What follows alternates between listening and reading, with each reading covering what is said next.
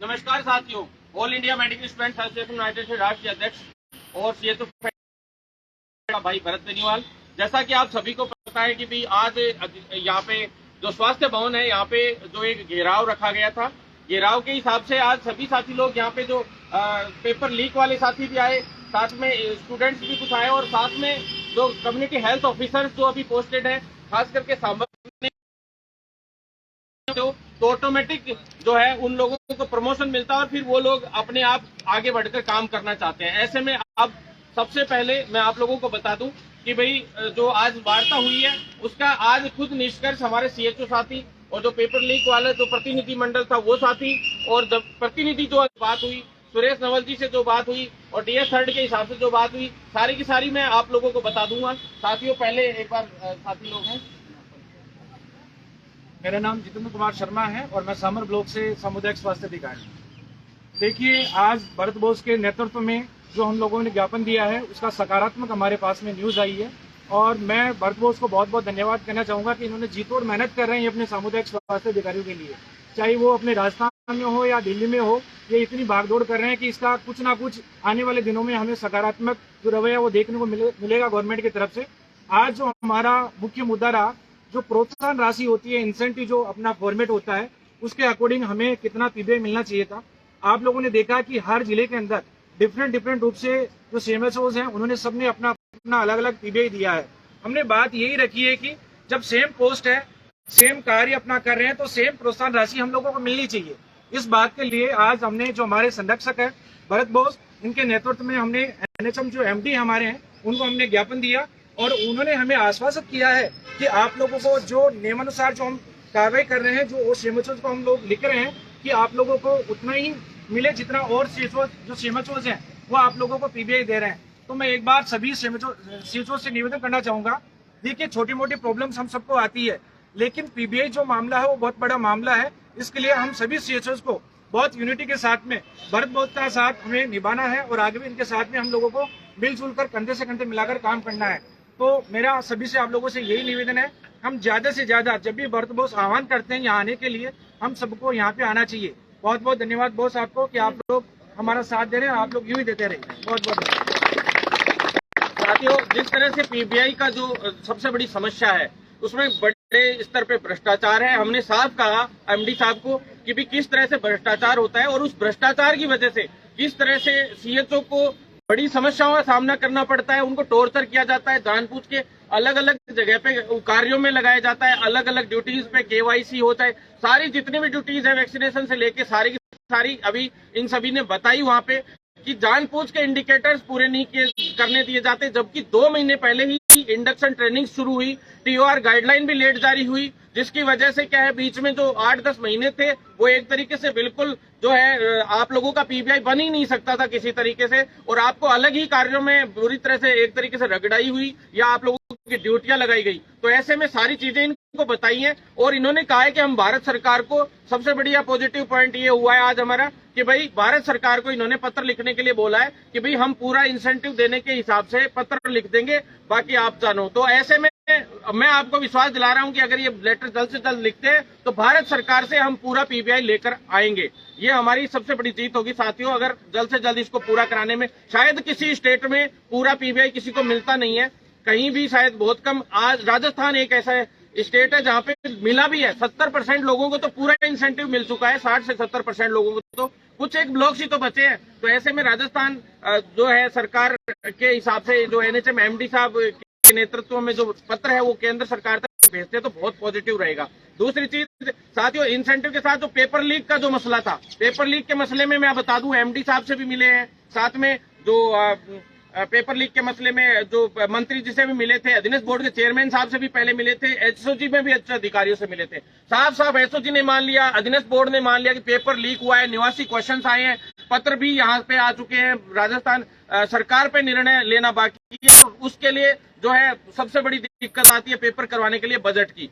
तो ऐसे में 1 करोड़ 30 लाख के करीब शायद संभावित जो खर्चा है, जो भी है खर्चा, वो खर्चा पेपर कराने में पूरे जो 80,000 युवाओं की जो परीक्षा कराने में आता है। तो ऐसे में जो बजट है उस पर निर्णय हो रहा है और जल्द ही जो है कितना बजट होता है, क्या होता है, भारत सरकार से इस पर निर्णय लेना बहुत आवश्यक है, राजस्थान सरकार से सॉरी। और हमने तो ये भी विश्वास दिलाया कि आप तो पेपर की देखिए जल्दी से जल्दी करवाने की।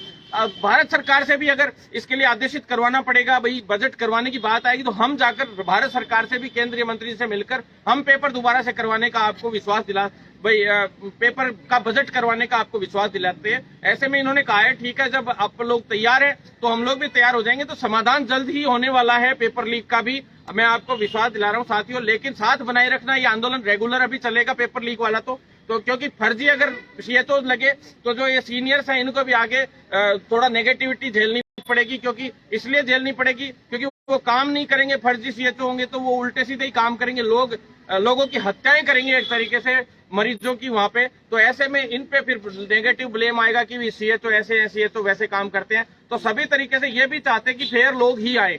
तो ऐसे में साथियों आप लोग बिल्कुल चिंता ना करें। और साथ में जो साथी लोग थे जो पेपर लीक वाले, एक साथी ये भी बोलना चाहते थोड़ा।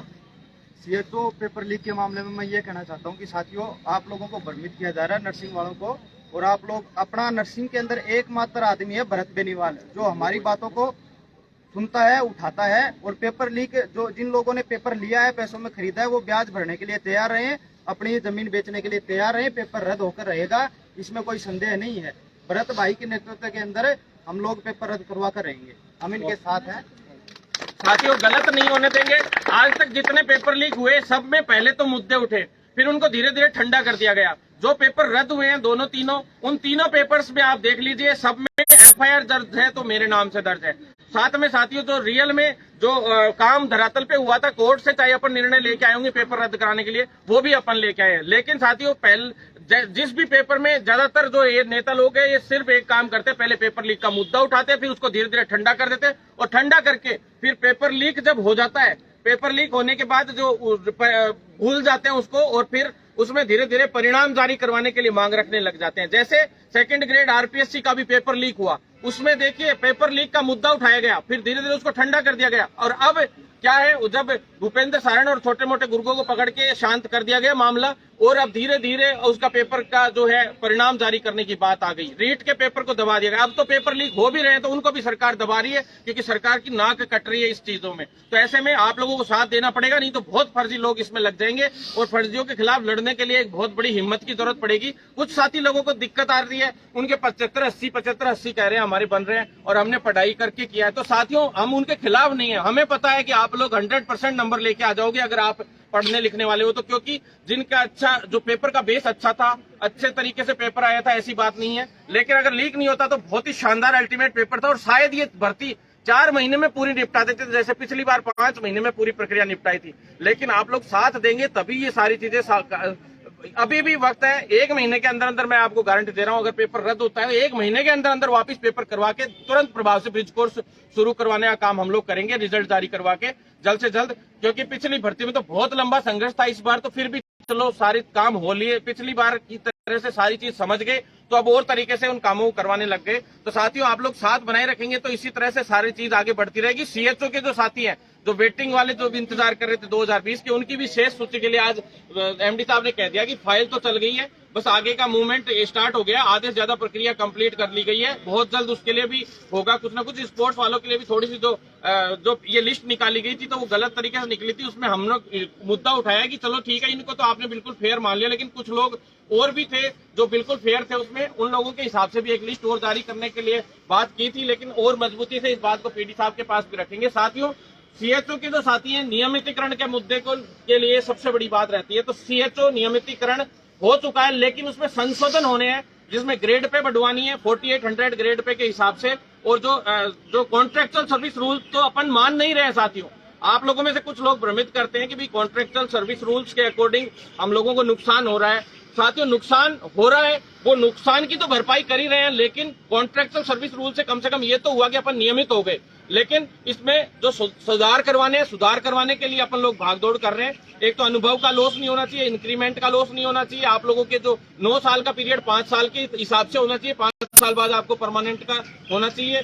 साथ में जो पे ग्रेड का जो है आपको 4800 ग्रेड पे के हिसाब से तो कम उसमें रखा जाए। तो ये चीजें तो है ही है, लेकिन अलग से एक फाइल स्थायीकरण के लिए जो चालू करने का काम हम लोग कर रहे हैं, आप लोग बिल्कुल चिंता मत कीजिए। स्थायीकरण हमें चाहिए, हमें नियमितीकरण नहीं चाहिए। हमें नियमितीकरण तो सिर्फ हमारे 60 साल तक हम नौकरी कर पाएंगे फ्यूचर में, और हमें कोई नहीं हटा सकता। ये एक कॉन्ट्रैक्चुअल सर्विस रूल में साफ साफ लिखा हुआ है, और कॉन्ट्रैक्चुअल सर्विस रूल के अंडर में आते ही आप लोग 5 साल वाला जो आपको बहकाते हैं, आपको बिल्कुल बहकने की जरूरत नहीं है। 60 साल तक आपको अब कोई माइकल लाल नहीं हटा सकता।